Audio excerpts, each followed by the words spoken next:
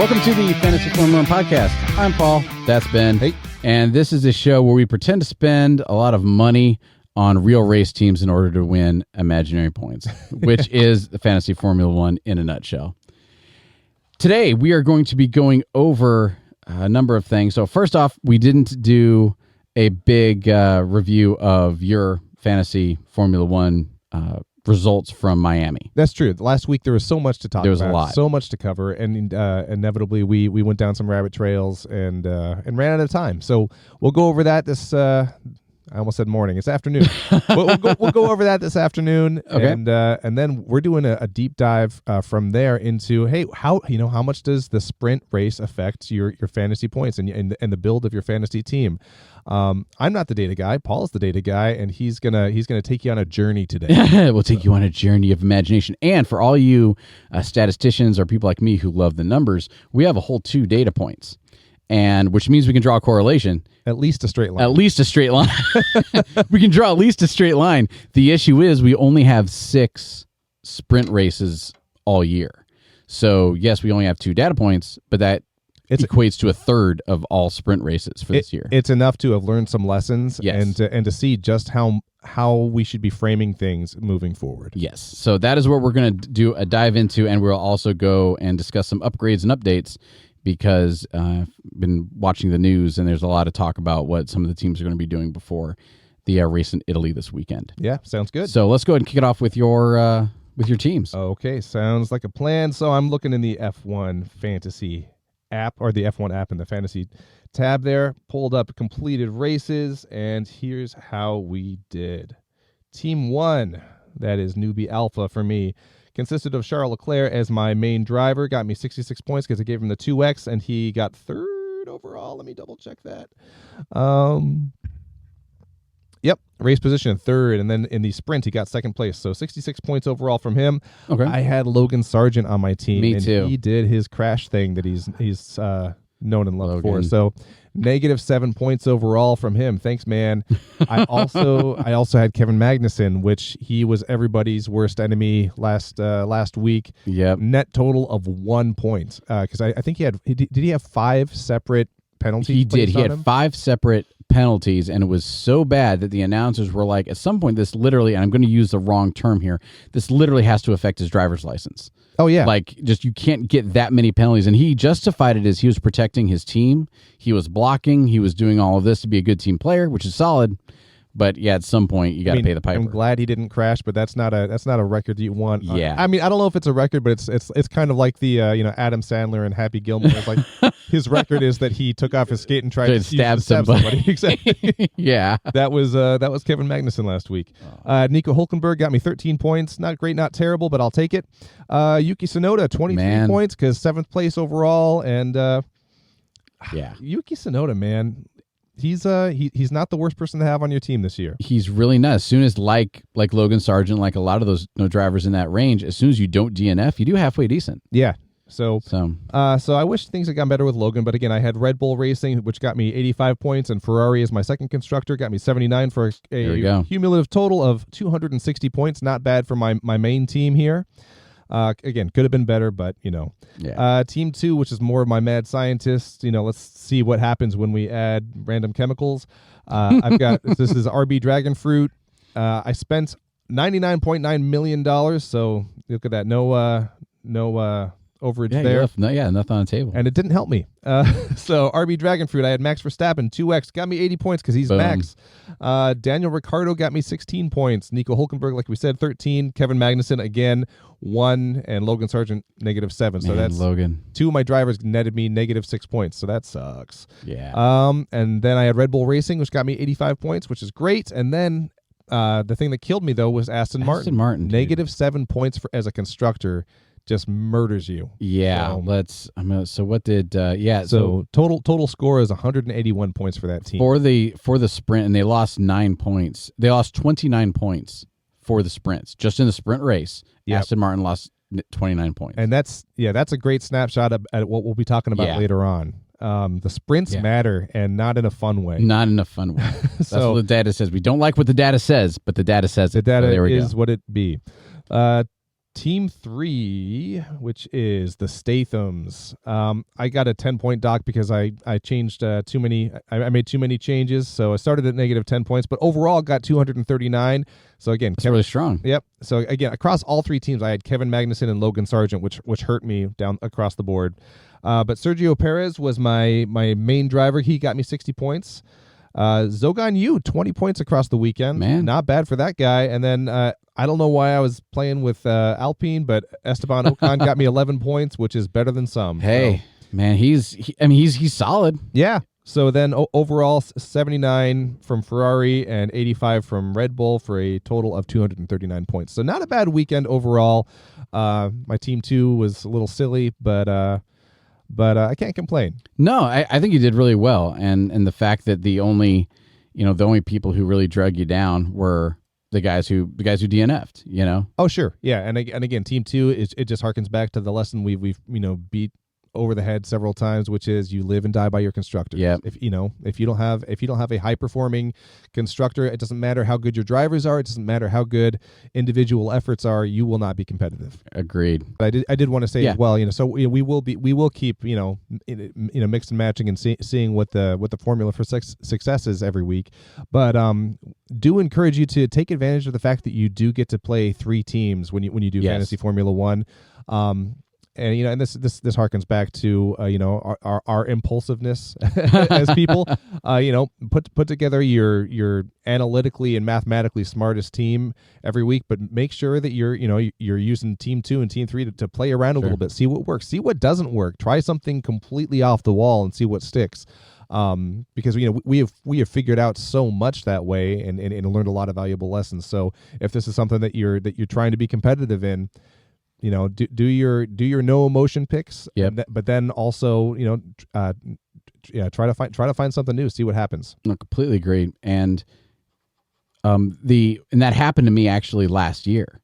Yeah. So my third team was a solid 300 points off the pace for even where my team 1 was. Sure. And I was like 2 points from the end. I'm like, well, I'll just go ahead and do this and do this and do this, and they ended up being the top scoring team of my 3 because things hit. And I wasn't, that's not going to happen. Well, it did. Yeah. So that's the thing. And you very rarely learn from success. Very when you get true. everything right, you don't always know what it is that you have done right. When you Very get something true. wrong, it usually stares you right in the face. So it sucks, but it's valuable. Oh, man. First segment we're going to do is the sprint stats. Since we actually have 2 points, we can actually talk about this stuff. So for finishing a sprint race, for race position, you are given 36 points overall. First place is given 8 points. 8th place is given 1 point. Okay. P9 through the end, don't get anything for a sprint race in fantasy and in real life as well. I gotcha. Okay. And to clarify, Yes. there are 2 ways to get and or lose points in a sprint race, just like in a regular race where you have your position that awards you a certain amount of points, and Correct. then you have overtake or getting overtaken to gain or lose your points, correct? Correct. So, and you have a positive negative based on how many positions you've gained or lost. So it's 3. That's the second one that I was talking about. But you also get points for being awarded your finishing rankings. So how about this? If I start 5th and I finish 1st, Yes. I get 8 points for finishing 1st. Yes. I also go from 5, 4, 3, 2, 1. I get 4 points for finishing. Yep. I'm tracking with you on that. So Did I goof that that's up? 2 things. That's 2 things. But then you have race positions. You have race positions. It makes sense. But the way they break up the stats, you have race positions gained or lost. Yep. And race overtake bonus. Because I can pass 4 people, go into the pits, have them all go by me come out of the pits, pass the same 4 people again, and I get 8 points for overtake bonus, even though I finished the exact same spot. Okay. Does that make sense? So how about this? So with our 5th, and this is good because this is why we're talking about it. Yeah. Because you and I can get confused too. Absolutely. As soon as I try to explain it, it's like bleh. So if I start 5th, Yes. and I finish 5th, then my race position gained or lost is 0, and I get for finishing 5th 4 points. Correct. So I have 4 points. So that's your position. That's my position. Position-based points. Exactly. Okay. But there are 2 aspects of it. There's gained or lost, which is 0. Correct. Awarded for finishing 5th, 4 points. So Yeah. No. So that's still only 2 ways to get points. But I can get a bonus for overtaking, which means if I'm fifth and I go into the pits, which PS in a sprint, you don't go into the pits. But let's say I do. Because if you get after having passed some people. No, I'm fifth. Okay. I'm fifth. We're going, and let's say for some reason there is, I get a bad tire or something. Yeah. And I'm like, man, crap, I need to go into the pits. Sure. So I go into the pits. You come. Oh, I hear what you're saying. You come out ninth. And then I come out ninth. Then you get back up to I fifth. get back up to fifth, and then the race ends. I get 4 points for overtaking people. Okay, so you've got your position-based points. Yes, for positions gained or lost at the end. Before that. Okay, yeah, you get race position-based points if you're in the top 9. In right? the top 8. In the top 8 for sprints. Then you've got overtake bonus. Correct. And then you've got how many positions you've moved up as well. Or down. Correct. Or down. Correct. Okay, I'm with you now. Yeah, so there's three. 3 ways to get or lose points. Correct. And they're very closely related. And a lot of times they end up being the same. So if I am fifth and where this really comes into play is with the people in the back of the pack. If I start out at 20th and I advance and I pass 5 people to get up to 15th. That's 5 points. That's 5 points. Then I spin out. Then I go into the pits and I come back out 20th and finish 20th. I get 0 points for positions gained. Right. I get 0 points because I'm not 20th. for 20th, but I get those 5 points because at some point you did pass them. Exactly. Okay. But as soon as I pass 5 people and then I spin out, and all 5 of them pass me, you're going to lose those points. Well, then I get 5 points for passing people, but then I get 5 points for passing people, but then I got negative 5 points for being passed 5 times, and it all comes out to 0. Okay, so that third column it has the asterisk of if you know.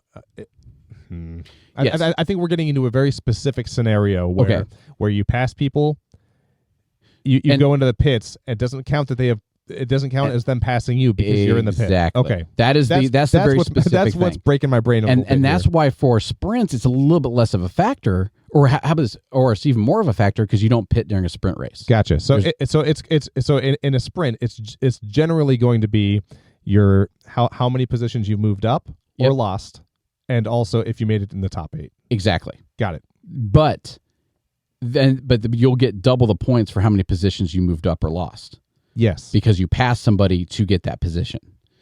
And this is why you and I make the big bucks being here and talking about it. Right. Because if I am 20th and you're 19th, yes, and you crash, now I finish 19th, I moved up a position, I get 1 point. But because you were crashed, I don't get a point for me. I don't get an overtake bonus for passing you, so I don't get that. Right. It takes no skill to drive by a heap of metal. Exactly. Right. But as soon as you spin out and I pass you and you get back on the track, because I'm still in the race. Because you're still in the race, I get that overtake bonus. I'm with you now. Cool. And if you go into the pits and then come out behind me, I don't get an overtake bonus at all. I'll get that 1 more point for finishing 1 step higher. Right. But I won't get an overtake bonus. Because I didn't overtake you, I just passed you in the pits. Yeah. So let's look at this though. This is where this gets really interesting. Is let's step out to the kind of the 10,000-foot level at the sprint race as a concept. You've got a much shorter race. Yep. You've got a lot more desperation at play because this is a chance for those lower tier teams to maybe get some points. For sure. So there's a little more recklessness at play. I agree. And you're fighting for points, but so many less points than in the Grand Prix. Yeah. And so that's where this gets really interesting, especially from a fantasy perspective, in that, yes, the sprint represents an opportunity to net additional points. Mm-hmm. But the problem is, at best, you're getting what was it, 8 points for first place? Yeah. At worst, you're DNFing at the full penalty value of a DNF, which is negative 20 points. Yeah. So say you DNF on the sprint. Your team works feverishly and gets you in place to work again, to get working again for the Grand Prix, and you're out on the track, and then tragedy strikes. Kevin Magnussen does something crazy, or Lance Stroll does something silly, and you DNF again. You are at that one driver can get you to negative 40 points. And if that driver is Max Verstappen, who you have your 2x multiplier on, that's negative 80 points. Yeah. And again, every week there's been a case to say things that happen that are completely out of your control. Yep. So the sprint, there are more points to be had, but the sprint is a liability. It's not an It's opportunity. a huge liability. And here is Let's talk actual data here. So actual data is race over the 2 races. I went in and hand punched in every number, every point that has been awarded to a driver or a team into my spreadsheet. Hit send, came up with a bunch of numbers. So, and by that I mean I did addition. Total race positions have been awarded 36 times 2, right? 72 points. Correct. Total race positions gained or lost, which it all usually comes out to a null set, right? Right. Because as soon as I gain a position on you, you lose a position on me. Sure. So -2 points. And that's because people DNF. Gotcha. So all set in total, if you gathered up all the positions like dollars or like chips, you would have lost 2 chips over the course of 2 weeks if you're betting on everybody. Right. However, if you're betting on everybody, 97 points have been given for overtaking bonuses because those stay around. If I overtake you, if I'm starting 20th and I overtake 10 people, then I get my positive 10 points for overtaking, and then I crash and I DNF, then that -20 gets added to that positive 10, and I only end up with -10 points. Right. So all the position points, your positions gained or lost, so your finishing positions will come out in the wash. But your gained or lost, your overtaking bonus, I'm goofing it up. No, you're good. The 8 through 1 that you get, your race position at the end of the race. Yep. 8 through 1. Those 36 points a race, pretty small potatoes. Your race position gained or lost at the end versus the start, that usually ends up coming to a null set because every position I gain is one that somebody else's loses. It's given, but it's skewed a little bit more towards the negative because people like Fernando Alonso will get -26 points for something, right? And then that just throws off all the math. And again, Fernando Alonso's a high He's dollar. yeah. He's a high dollar guy. He's huge. He's someone, if you can find a way to sneak him onto your team in addition to a Charles Leclerc. Oh, I would put him on in a heartbeat. Yeah. But because there's a sprint involved, all of a sudden he's a liability. And he does, because in the sprints, he's ultra aggressive. He's letting it all hang out. He wants his victory. Yeah. So as soon as you let him start, and I forget what position he started, but as soon as if this is, I think it was at least in China, he qualified like top 3. Right. And so what did he do? He put really soft tires on, and he's like, his plan was to get out in front of Max Verstappen and then let the carnage happen behind him. Yeah. And then when the race gets red flagged, go into the pits, put on good tires, and truck it. Yeah. And he got in front, and then eventually his tires went out, and that was it. And this moment right here is a perfect snapshot of the disconnect between fantasy and just standard race point weekend. So if you want to watch F1, enjoy the heck out of it. Enjoy that Alonso leaves it all on the track. If you want to play fantasy, you got to realize, oh man, Alonso, what you're risking is not worth it. If we look at a sprint weekend, the very best possible thing that could happen on a sprint would be he starts P20 in the sprint, works his way all the way to first, which means he nets 19 points for passing across the board, and then he gets 8 points for getting first place in the sprint. But he would also get like 19 points and another 19 points for all those positions. So sure. Okay, sure. So 19 plus 19 is 38 plus another 8 points 46. Because it's 46 points. That's awesome. Will there ever be a scenario where you start P20 and then come back and win the sprint? Not with those numbers. No. Not with those numbers. No. So very best case scenario would never happen in a million years. 48 points. Yep. But over the weekend, he still got me 66 points. So to bank on something almost impossible happening to impact you that much, is foolish. Yes, I would agree. At the end of the day, you need to look at the sprint race as, oh my gosh, I hope you just just don't die. Yes, don't do anything We're crazy. Fighting to stay in the yeah. Stay on track. Don't crash. That's a victory. Yes, completely agree.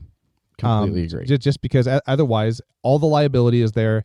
Not a lot of points are there. If he qualifies for the sprint 3rd or 4th, which we can expect from him, and realistically he's gonna probably get 3rd, 4th, maybe 2nd place in the sprints.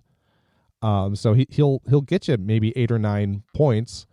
But if you're making massive chess moves on your fantasy team just to try to maximize the sprint, maybe at the expense of the Grand Prix, you're not going to do well. Leads into a very interesting thing. So if you use that limitless chip for a sprint, for a sprint weekend, which I have said you absolutely should. Yeah. Let's say over the course of, the entire field over 2 races averages 48 points for overtaking a race, 0 points for position changed, right? And 72 and 36 points a race for the finishing position. Yeah. If you use your limitless and you get both Red Bull drivers, both Ferrari drivers, and Fernando Alonso, well, then for your Max Verstappen, that's your 2x driver. If he gets 8 more points on a sprint, well, then that'll be 16 more points a weekend over 6, assuming he wins all of them, which he didn't. But if he wins all of them, you have 16 times 6. Then you're looking at pretty significant points. You're looking at over 100 points. If for Max Verstappen on all those weekends, and if you, I went the wrong direction with that statistic. If you have your limitless for that one sprint weekend, if every driver does, the top, if they get their lion's share of that those top points for finishing, you can have an extra 20 points over a sprint weekend, and then you get an extra another 5 because Max is 2x, and that's 25 points, and that's nothing to scoff at. But to reiterate and to back up your point, as soon as you have one driver or 2 drivers on your list do a DNF, you are screwed. Yeah, and that will drop you well out of contention for the very top spot. Yeah, absolutely. And so it's a lot of, I still think what we say is true, that you need to use your limitless and you want to use your 3x and all that for a sprint weekend. But as soon as it doesn't pan out, it's so much more liability. Yeah. No, and I feel like I just reset everything we just said, but I wanted to kind of recover that it doesn't negate the right way to use your chips are in a sprint weekend largely. But all you're doing is increasing your possible loss and increasing your possible gain. And in order to do well worldwide, you need to risk your very high gain to very high loss, and you need to hit that high gain. Yep. Otherwise, you're just admitting you're not going to win. Gotcha. And I also want to shine a spotlight real quick on everyone on what we're looking at. We don't need to bring it up on screen, but Paul's put together multiple spreadsheets, with tabs for each race and each individual driver's positions gained, positions lost, so we can get we can find averages of point value, cost of points per million per racer just for the sprints. Then it filters over to the Grand Prix weekend as well. It's some beautiful minds stuff going on over here. I appreciate it. I think it's incredible, and it's what's allowed us to kind of take a step back, draw some conclusions in terms of how that influences our decision making. And so it's a lot of work that Paul does, and I'm so glad he does it, because I know my way around some spreadsheets, but this is some next level stuff here. I promise to only stop you when I see you like doodling in chalk on your windows, or if you start talking to imaginary Ed Harris. Right. I'll use that as a stopping point. But again, this is fantastic work, and it really brings to light just how dangerous the sprint can be to your fantasy team. So proceed with caution. If it's a sprint weekend, when you get to your lower dollar drivers as you're putting your team together, look for reliability. Don't take a swing with your again. Logan Sargent, we love you, man. But if it's a sprint weekend, maybe find someone else who just has a record of not crashing. Yeah. And that can go back into the whole prospect suspect or thing, similarly, right. Similarly, Alonso. Yeah. Look for someone who is a safer driver, which typically you don't want. But on those weekends, there is so much to lose, so much that can undermine both your constructor and your 2X, depending on how you use them. So, but again, none of that would have been possible, without some of this tough mathematical groundwork. So thank you. No, I appreciate it. We've talked a lot about driver and their performances in the sprint. We haven't touched on the constructors, and it's even more so. It's even rougher for the constructors in the sprint. So overall, we said 72 points have been allocated due to finishing position, like the top 8, right? Yes. Okay. So numbers P1 through P8 get points for that position. 72 points have been allocated. Of those 72, 28 have gone to Red Bull and 20 have gone to Ferrari. Then 6 to RB, 6 to VCarb, 8 to Mercedes, 8 to McLaren, 2 for Haas. So 30 to the remaining 8. 30 to the remaining 8 teams. The top 2 teams have 48 of those 72 points. So, less than 30 because math. Sorry. Oh, less than what is? Oh, yeah. Sorry, but no. I fed that to you. You did the agree with me because you're a nice guy thing. Oh yeah, absolutely. That's what I did. I'm no math magician, but so to me, that point says that if you want to do well in a sprint weekend, as soon as you need to have Red Bull Racing, you need to have Ferrari as your constructors, because over the last 2 sprints, they've gotten the lion's share of the points. Yep. Now, that being said, because this is Fantasy F1, the leading team right now globally had VCarb last weekend because they used their 3X chip. So, no, that's the exception to the rule, maybe. Total for constructors, sprint race position gain and lost has been negative 17. So, it hurts constructors a little bit more, those positions gains and lost, because of some of the bonuses and stuff you get as a constructor. Overtake bonuses, 100 points for the constructors.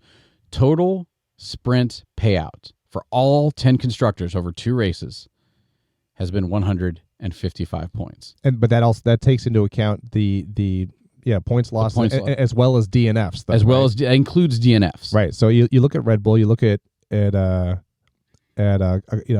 was the other one? It was Ferrari. Sorry. We look at Red Bull, we look at Ferrari. They are gaining points. RB is gaining points, but anyone who has a DNF or multiple DNFs, that's where you see the pain. Aston Martin has negative 37 points, and this is the impact just from 2 sprint races. There's still 4 to go. And again, God forbid anything negative happens to you if you have one of these as a constructor during Grand Prix weekend. This is before the main race even happens. So, and I just thought about that. True. So Aston Martin has negative 37 points. Yes. Let's go to, where's my little mouse? It's freaking out, man. So we go to Sorry, this is what happens when I don't have the sheet all pulled up. Go to where's constructors. Nope, I want to go to Aston Martin constructor. Okay. While you're finding that, this is why we need you to give us a 5-star review and to spread the word about us, because eventually what we'll do is we'll have a very, very applicable sponsor to fill this blank space for us while we're getting our ducks in a row. Exactly. So spread the word if you like what you're hearing, and if you don't, you can leave an angry comment, because an angry comment's better than nothing. Yes. So but anyway, thanks for sticking with us through this. Thanks for being a listener. We really enjoy what we do. And we're learning how to do it a little bit better each week. So it's we're glad to have you on the journey. Paul, do you have the information that you need? I do. All right. I do. So right now, Aston Martin has 118 points across the entire season. Okay. 118 points as a constructor. Yes. They have negative 37 points. We decided from sprints, which means they would have another 31.4% points if they had actually just zeroed out in the sprint. If they had just done nothing, if they had just started and finished and just had everything be a net wash, or if sprints didn't exist, they would have what's the word I'm saying? They would have 30. They would have 30 more points. What am I saying? Am I saying it right? They would have 37 more points as a constructor if there was no sprint race involved. Yep. Which would make them kind of a bargain constructor. Yeah. If you wanted to go, I want Red Bull and I want Max and I want another good driver and I want another halfway decent constructor, Aston Martin could have been that, but the sprints have cost them being a potentially effective constructor, as my number 2 team showed, because I had them as one this week. And because they come in at $14.6 million, which isn't cheap, but it's not terrible. And they would 170 plus points. Yeah. I'm sorry, 150 points as a constructor at this point in the season is not a bad total. No, it's not bad. It puts them in the positive points per million. Puts them over 1.0. Yeah. Yeah, that gets you Red Bull, that gets you Max, that gets you another, Charles Leclerc, Carlos Sainz-esque driver, and then a decent constructor, a decent number 2 constructor. So, but because those DNFs, the sprints have shot them in the foot. Yep. Last thing we'll talk about before we close it out is upgrades and updates. Yeah, so we're delving into the entirely theoretical realm because if you look at F1.com, which we do on a regular basis, everyone's talking about the Imola upgrades, and this is my chance to flash the badge of still the brand new guy here because I'm like, oh, what does Imola mean? That sounds fancy and European. It is European. It's not an F1 term though. It's actually the town in Italy where the next race is. And when I looked that up and found out that that's exactly what that meant, I felt like such an idiot.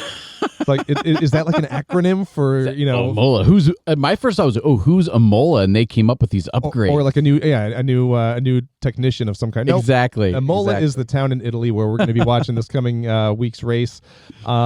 But I mean, there's a lot of buzz around Ferrari and again McLaren about the impacts of these upgrades coming down the pipe. We don't know exactly what they are. And again, because I am completely blind to the culture and to the speed of the season, can I ask? I'm going to put you on the spot real quick. Okay. Is it common at this point for people to be like, "Oh my gosh, this is going to be mind blowing"? Yes. Okay, so this could just be rhetoric, and it could be rhetoric, but and it's kind of interesting. So because it's Ferrari, I really think. Maybe it's just because, I think Ferrari, is an Italian company. It's an Italian company, I think. No, I like Italian. Italian, right? But me and my Midwestern accent. Fragile. Exactly. Must be Italian. Must be Italian. But anyway, so since they're an Italian company, I could see it being, legit because they're saying they want to have a really strong showing, right? Because they're the home field kids. Oh, for sure. And so I could see it being really strong. Which is why it was we're talking about whether people usually talk up their upgrades. McLaren wasn't. McLaren's like, well, I don't know. Then they do pretty good if they don't crash. Yeah. Do I think it's going to be enough to dethrone this Red Bull powerhouse? Well, Ferrari's pretty close to it anyway. Yep. So I don't know. I think there's something to it. I'm definitely keeping Ferrari on as my constructor, and I'm probably, because I have for my three teams, I have Max Verstappen first off, all my teams have Ferrari and Red Bull done for constructors. One team I was able to get Max Verstappen, but I had to get Zhou Guanyu and Valtteri Bottas and Logan Sargent to be able to fill that out. And so I'm probably going to keep that, but that's my third team. That's my, whatever. But then both my other teams, I have Sergio Perez, and one of them I have Leclerc. Not Sergio Perez. Yeah, Perez and Leclerc is both of the drivers. You got both of them on one team? No, on two. Oh, okay. So my three teams. The kind of the alpha driver. For exactly. Each the alpha driver for each team right now. I have Max Verstappen, Sergio Perez, and Charles Leclerc. Okay. I'm probably going to I'm leaning towards dropping Sergio Perez and doubling up on the Ferrari, whether it be Sainz and Leclerc or Leclerc. Interesting. Just because Ferrari's coming out with this, and Leclerc and Sainz can both challenge Red Bull on any given day. Yeah. As soon as you get Max clean air and his car's tuned up and he's doing great and he'll just leave. But how about this? I definitely, if Ferrari even has half the upgrades, half the ability that they're bragging about, I think it's enough, especially if Sergio Perez doesn't qualify P2. Interesting. I think it's enough for him to finish P5. Yeah. And have both Ferraris finish ahead of him. Okay. So I'm probably going to bench Perez to get both Ferrari drivers as my lead drivers on two teams. On one of my teams, I think I might AP you on that that's very interesting. And what's been kind of cool too. Again, we're still very much in the who knows what's actually gonna roll out realm of things. Yeah. But there are other articles showing new, pretty radical wheel cover designs. Like it's a fairly significant design change for Ferrari. For Ferrari. Oh, really? Yeah. Okay. So that's part of whatever Imola is. So I don't know. I don't know if that's something that they're just experimenting with for down the road, or if that's something that's going to be a part of their upgrades. Because it's a fairly strong shift in design mentality. Okay. But just to see visual changes, before they actually roll out the upgrades, it gives me the inclination that there might be something more substantive to their hype. Gotcha. So that'd be good. Yeah. And also we're early enough in the season that they're not they're like Ferrari. The only reason Ferrari would bring out experimental or bring out any sort of upgrades, or any team, because also I think McLaren is bringing out some more upgrades. They are. The only reason these teams would do it is if they think it would actually make them better early on now. And I know it's kind of, well, dude, is anybody ever going to upgrade their car and think it won't? No, but this isn't Haas. They're not throwing an upgrade on. They're not putting an upgrade on and being like, well, hopefully it'll bump us up a little bit. Like this upgrade might be building later on in the future, but they're doing this with their sights set on at least P2 in the Constructors' Championship, probably P1, because they're still close enough that if they can figure out a way to get ahead of Max Verstappen for the next couple races, then it'll change the whole game. So that's why they're doing this now. Okay. If they were like, and this is me guessing, if anybody out there really thinks differently, please let us know. As soon as this was like, man, if this was a sprint race upgrade, right? If this is like maybe a little bit of gain, but it's also we might lose our shirt, they probably would wait until later on in the year to start preparing it to see how it'll work for next year's car. Does that make sense? Yep. So I think I'm based on the fact that McLaren and Ferrari are both bringing upgrades. I would say if you're leaning, especially with, I'm not jumping ship to go to Team Norris or anything, but if you really love Norris and McLaren's bringing an upgrade and he did so well last week, if you want that high risk, if you do get Norris on your team and change the whole team around and suddenly he just blows the doors off everybody, you'll be a hero. But it's like I said last week, though, if he gives me two more consecutive podiums, I'm throwing him on a team. For sure. I will drop one of my Ferrari or Red Bull drivers to give him a shot because that's some consistent not quite there yet. No. Especially with Ferrari. I wouldn't drop Ferrari. No. No. But... all right, that is all that we had on our cool list of stuff to talk about. Do you have any parting shots or saved rounds? I mean, we can always speculate on where people end up next, but there's plenty of internet for that. So there is, but I would, as soon as anything new drops, then we can have a whole new segment on Hot Goss about who's going where. Oh yeah. I will say I did see a pretty funny meme recently where there was a fake press release for Lawrence Stroll, the owner of Aston Martin, announcing that he was going to be adopting Yuki Tsunoda. Yes. So that made me chuckle, and I think discussions of changes as Honda moves towards supporting Aston Martin. Oh, that's right. We didn't talk about that. But I mean, again, it's all what ifs though. You know, so I mean. Seeing how that impacts Honda's support of Yuki Tsunoda and Baby RB in general as a constructor, it'll be interesting to see how that shifts down the road. For anybody who didn't keep up on the news with that's why you can listen to us. There is a piece on F1.com, and so I guess Yuki Tsunoda has had Honda backing for a long time. Yeah, I mean, he went to the Honda Driving Academy. Okay, he finished with that when he was like 16 years old. He's been a Honda guy for a long time, and again, he's only 24 now, but it feels like he's been in F1 years. That's a long quite time. A while. and we're not going to get into hot goss. We're not going to speculate like you said, but the simple fact that Honda is pulling back from Red Bull and they're backing Aston Martin in the coming years. Coming years, well, then what does that mean for Yuki Tsunoda? Because he is a Red Bull flag driver. What does that mean for him and his personal backing versus? And that's something I need to look into. Is I don't know how advertising and sponsorship works. Can I pay two different drivers?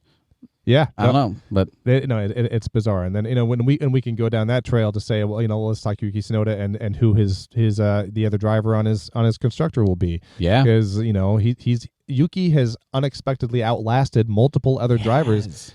Are we seeing the end of Daniel Ricciardo? Are we going to maybe see a Liam Lawson situation arise? Yeah, there's a lot to look forward to in the coming weeks. Can't wait. That's all we can say with any level of substance.